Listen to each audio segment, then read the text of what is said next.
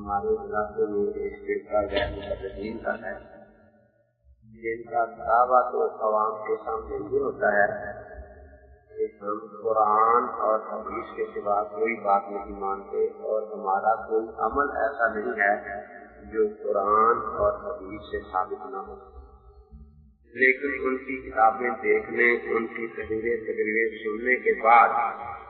ہم اس نتیجے پر پہنچے ہیں کہ قرآن پاک میں سے ان کے حصے میں صرف مشابہت آئی، یا پھر وہ کتاب لکھتے ہیں یا استواء العرش پر لکھتے ہیں یا اس قسم کے مسائل جن کو مشابہات کہا جاتا ہے، اور اللہ تبارک و تعالیٰ نے قرآن پاک میں خود فیصلہ فرمایا ہے کہ محکمات کو چھوڑ کر متشابہات کے پیچھے لگنے والے وہ لوگ ہیں جن کے دل ٹیڑھے ہیں۔ اس طرح قرآن پاک میں ان کے حصے میں صرف متشابہات آئی ہیں، اسی طرح احادیث نبویہ صلی اللہ تعالی علیہ وسلم میں سے ان کے حصے میں صرف متعارضات آئی ہیں۔ جو محکم اور غیر متعارض روایات ہیں ان کے بارے میں وہ کچھ بھی نہیں جانتے، جو متعارض روایات ہیں ان کا سارا زور ان ہی روایات پر ہوتا ہے۔ حالانکہ تذکرۃ الحفاظ میں حضرت فاروق اعظم رضی اللہ تعالیٰ عنہ کی ایک بڑی اہم وصیت ہے، وہ جب کسی کو قاضی یا گورنر بنا کر کسی علاقہ میں بھیجتے تو خاص طور پر یہ تاکید فرمایا کرتے تھے کہ متعارض روایات عوام کے سامنے بیان نہ کرنا، کیونکہ اس سے حدیث پاک کی عظمت عوام کے دلوں میں کم ہونے کا خطرہ ہے۔ کیونکہ جب ایک عام آدمی کے سامنے دو حدیثیں ہوں گی اور اس کو ایک کے بارے میں کہا جائے گا یہ صحیح ہے، دوسری کے بارے میں کہا جائے گا یہ ضعیف ہے، اور دوسرا آدمی اس کے برعکس اس کو بتائے گا کہ نہیں یہ صحیح ہے وہ ضعیف ہے،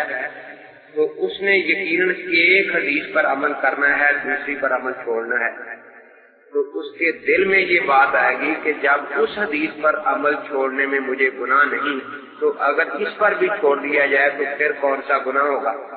تو بہرحال متعارض روایات جو ہیں حضرت فاروق اعظم رضی اللہ تعالیٰ عنہ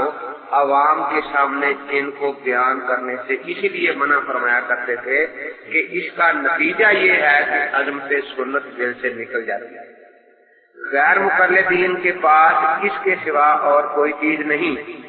اب ایسی متعارض روایات میں ان کا عمل کیا ہے اور ہمارا عمل کیا ہے؟ ہمارا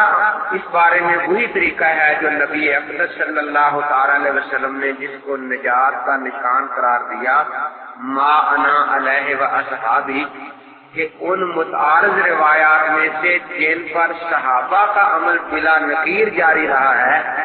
ان روایات پر ہم عمل کرتے ہیں، اور جن پر عمل صحابہ نے چھوڑ دیا تھا ان پر ہم نے بھی عمل چھوڑ دیا ہے۔ اس کے برعکس غیر مقلدین کا طریق یہ ہے کہ ان متعارض روایات میں سے ان کے مولوی صاحب جو انتخاب کر دے اور یہ کہہ دے کہ یہ صحیح ہے اس پر عمل کرو، یہ ضعیف ہے اس پر عمل نہ کرو، وہ اپنے مولوی صاحب کی بات پر جمے ہوئے ہیں، اور اگر کوئی ان کے مولوی کی بات نہیں مانتا تو بجائے یہ کہنے کے کہ ان حنفیوں نے ہمارے مولوی کی تحقیق کو قبول نہیں کیا، عوام کو یہ تاثر دیتے ہیں کہ ان حنفیوں نے اللہ کے نبی پاک کی باتوں کو قبول نہیں کیا۔ حالانکہ یہ بات کہ وہ حدیث صحیح ہے یہ ضعیف ہے، نہ تو اللہ تعالیٰ کا فرمان ہے، نہ اللہ کے نبی پاک کا ارشاد ہے، نہ کسی صحابی کا قول ہے، نہ ائمہ مجتہدین میں سے کسی کا فیصلہ ہے، بلکہ ان کے اپنے مولوی کا ایک فیصلہ ہے۔ تو اس کو اگر ہم نہ مانیں تو انہیں یہی کہنا چاہیے کہ انہوں نے ہمارے مولوی صاحب کی تحقیق کو قبول نہیں کیا، لیکن وہ کہتے یہ ہیں کہ انہوں نے اللہ کے نبی کی بات کو قبول نہیں کیا۔ جو مسائل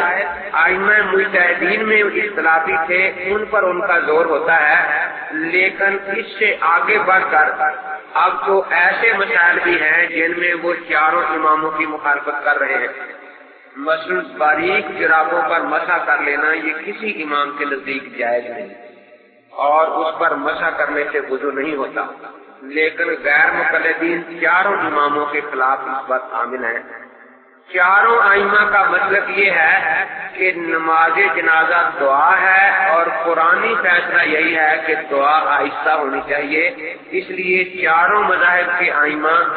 تکبیر کے علاوہ پوری نماز جنازہ آہستہ پڑھاتے ہیں۔ سلام اور تکبیر میں چونکہ عوام کو آگاہ کرنا مقصود ہوتا ہے، اس لیے وہ بلند آواز سے کہتے ہیں۔ غیر مقلدین سب کے خلاف جنازہ اونچی آواز سے پڑھا رہے ہیں۔ چاروں امام اس بات سے قائل ہیں کہ رکوع میں ملنے سے رکعت پوری شمار ہوتی ہے، لیکن غیر مقلدین نے چاروں ائمہ کو اس مسئلے میں چھوڑ دیا۔ اسی طرح نماز تراویح کے بارے میں ان کا مسلک چاروں ائمہ کے خلاف ہے۔ کوئی ایک امام بھی چار اماموں میں سے اس بات کا قائل نہیں ہے کہ 8 رکعت تراویح صرف سنت ہے اور اس سے زائد 20 رکعت پڑھنا بدعت اور گناہ ہے۔